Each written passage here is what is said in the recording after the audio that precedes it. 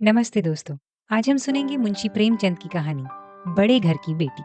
बेनी माधव सिंह गौरीपुर गांव के जमींदार और नंबरदार थे। उनके पितामह किसी समय बड़े धन धान्य संपन्न थे। गांव का पक्का तालाब और मंदिर, जिनकी अब मरम्मत भी मुश्किल थी, उन्हीं के कीर्ति स्तंभ थे। कहते हैं इस दरवाजे पर हाथी झूमता था। अब उसकी जगह एक बूढ़ी भैंस थी, जिसके शरीर में अस्थि पंजर के सिवा और कुछ शेष न रहा था, पर दूध शायद बहुत देती थी, क्योंकि एक ना एक आदमी हांडी लिए उसके सिर पर सवार ही रहता था। बेनी माधव सिंह अपनी आधी से अधिक संपत्ति वकीलों को भेंट कर चुके थे। उनकी वर्तमान आय 1,000 रुपए वार्षिक से अधिक न थी। ठाकुर साहब के दो बेटे थे। बड़े बेटे का नाम श्रीकंठ सिंह था।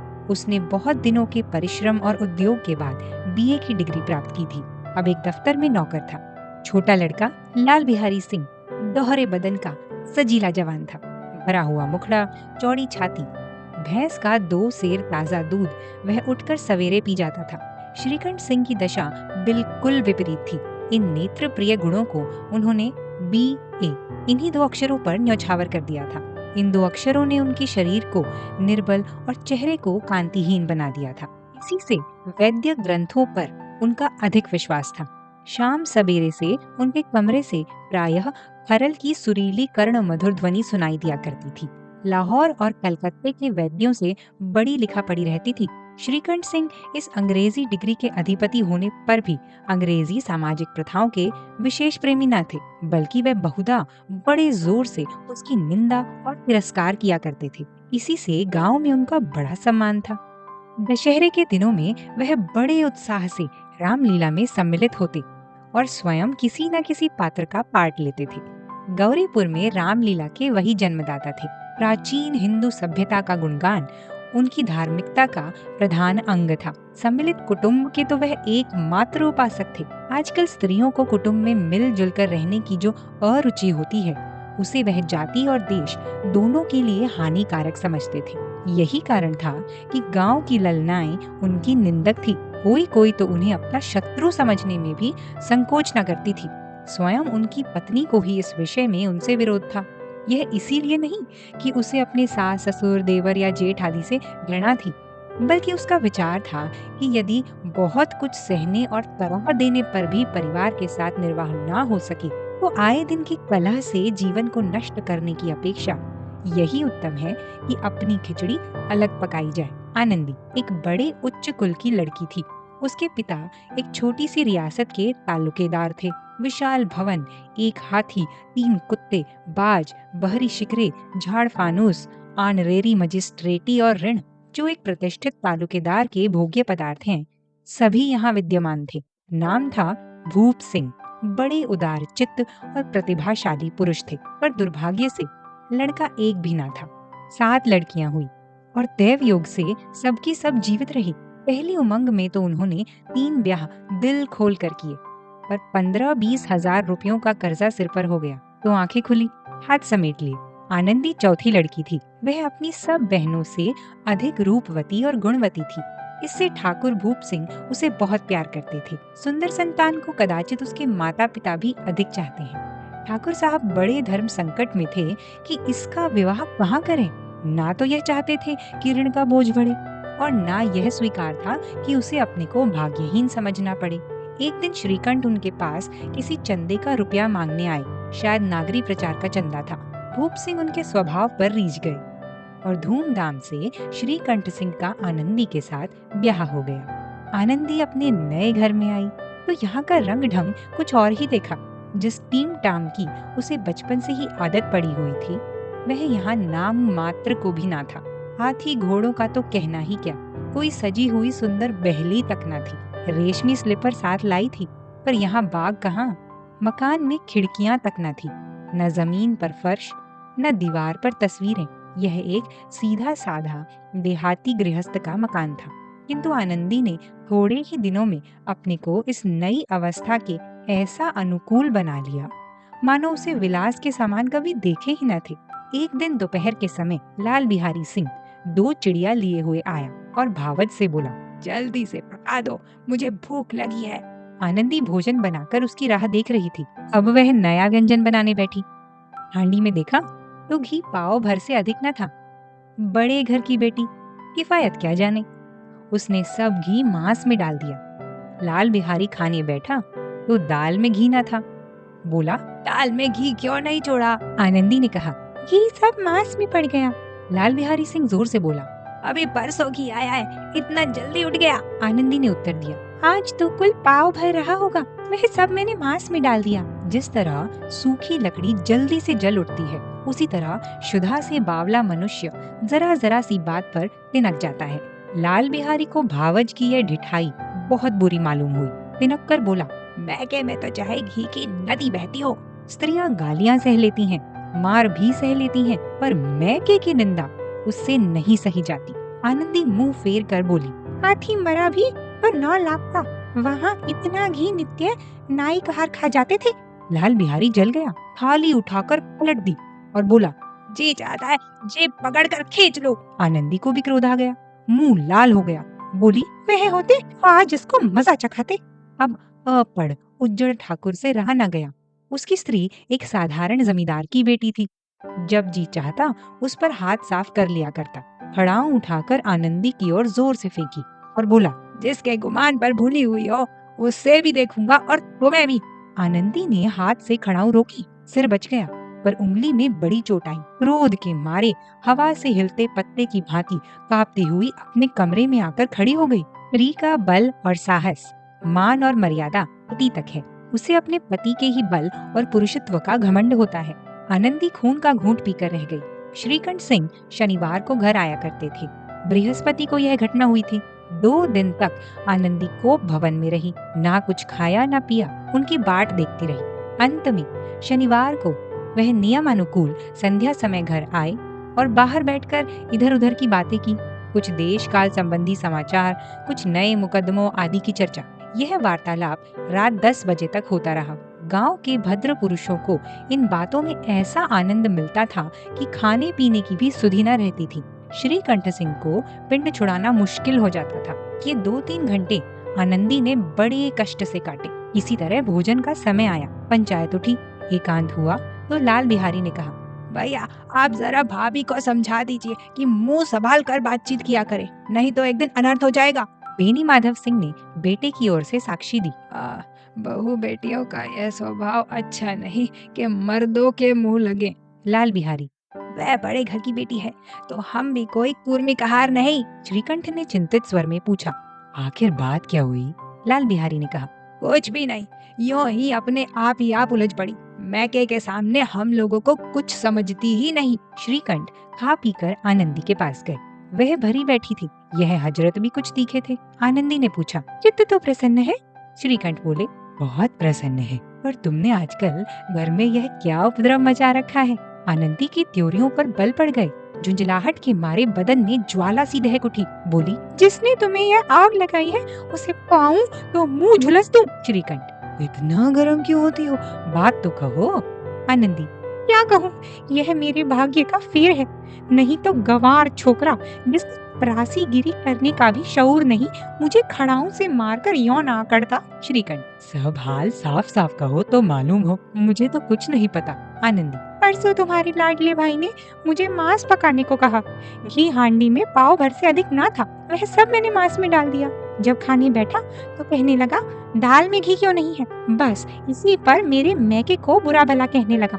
मुझसे ना रहा गया। मैंने कहा कि वहाँ इतना घी तो नाई कहार खा जाते हैं और किसी को जान भी नहीं पड़ता। बस इतनी सी बात पर इस अन्यायी ने मुझ पर खड़ाऊ फेंक मारी। यदि हाथ से ना रोक लूं तो सिर फट जाए। उसी से पूछो मैंने जो भी कहा वह सच है या झूठ। टिकट सिंह की आंखें लाल हो गई। बोले, यहाँ तक हो गया इस छोकरे का यह साहस? आनंदी स्त्रियों के स्वभाव अनुसार रोने लगी, क्योंकि आंसू उनकी पलकों पर रहते हैं। श्रीकंठ बड़े धैर्यवान और शांत पुरुष थे।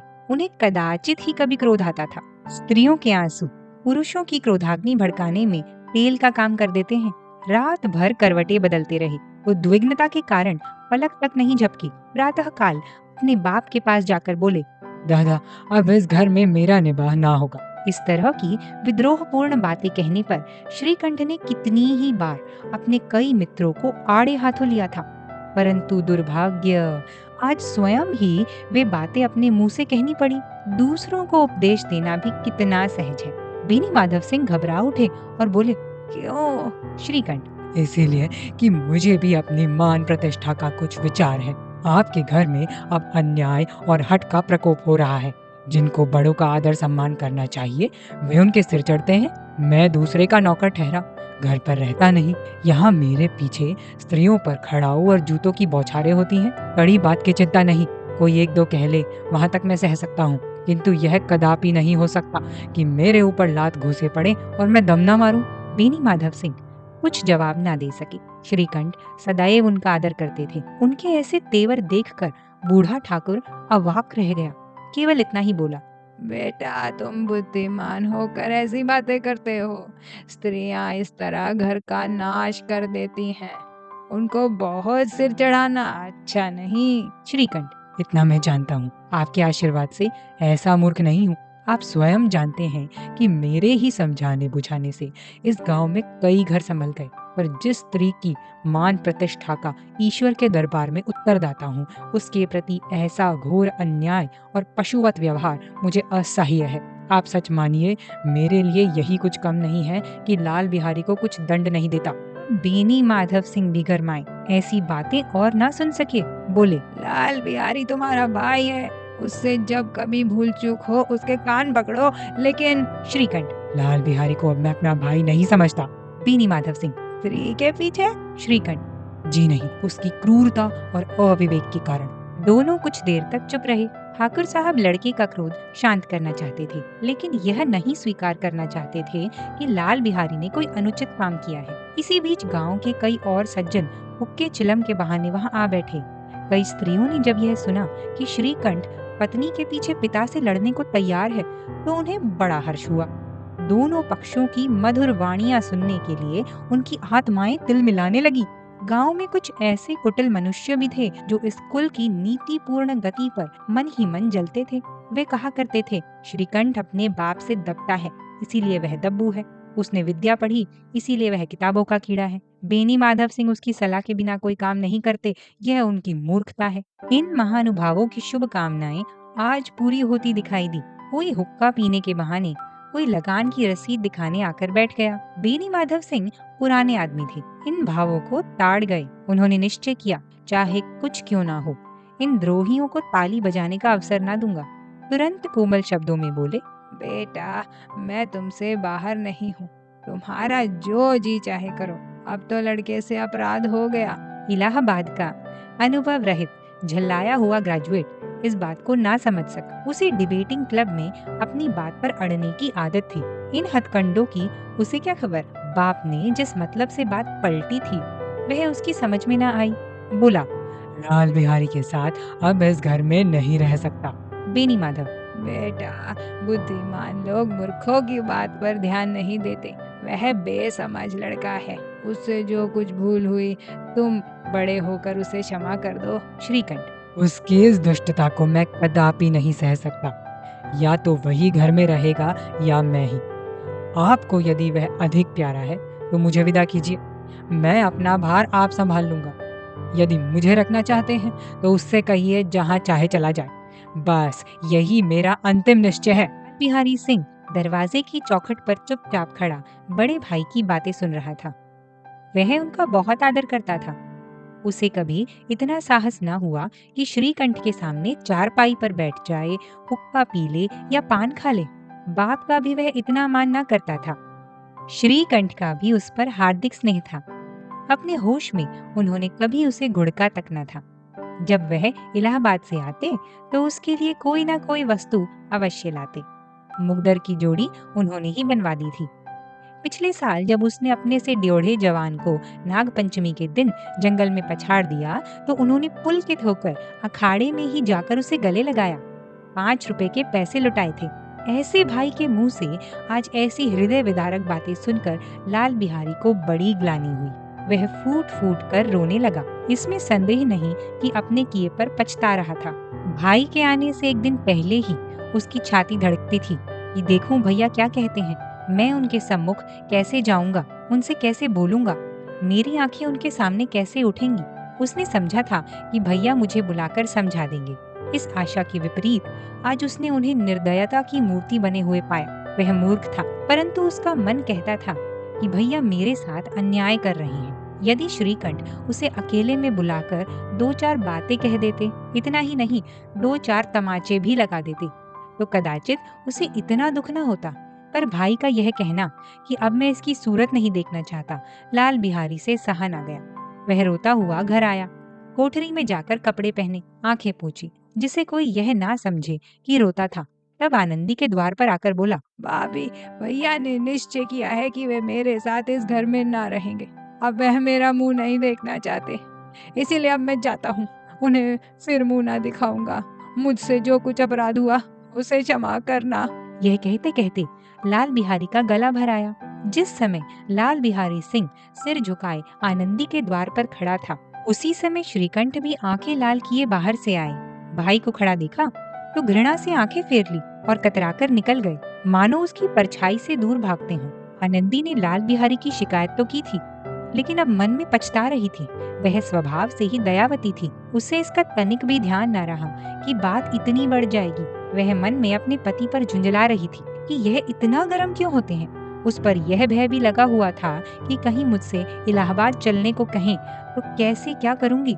इस बीच में जब उसने लाल बिहारी को दरवाजे पर खड़े यह कहते सुना कि अब मैं जाता हूँ, मुझसे जो कुछ अपराध हुआ क्षमा करना, तो उसका रहा सहा क्रोध भी पानी हो गया। वह रोने लगी। मन का मैल धोने के लिए नयन जल से उपयुक्त और कोई वस्तु नहीं है। श्रीकंठ को देखकर आनंदी ने कहा, लाला बाहर खड़े बहुत रो रहे हैं। श्रीकंठ, तो मैं क्या करूं?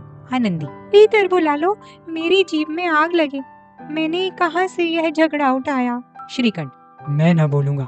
आनंदी, पछताओगे, उन्हें बहुत ग्लानि हो गई है, ऐसा ना हो कहीं चल दें। श्रीकंठ ना उठे। इतने में लाल बिहारी ने फिर कहा, भाभी, भैया से मेरा प्रणाम कह दो, वह मेरा मुंह नहीं देखना चाहते, इसीलिए मैं अपना मुंह ना दिखाऊंगा।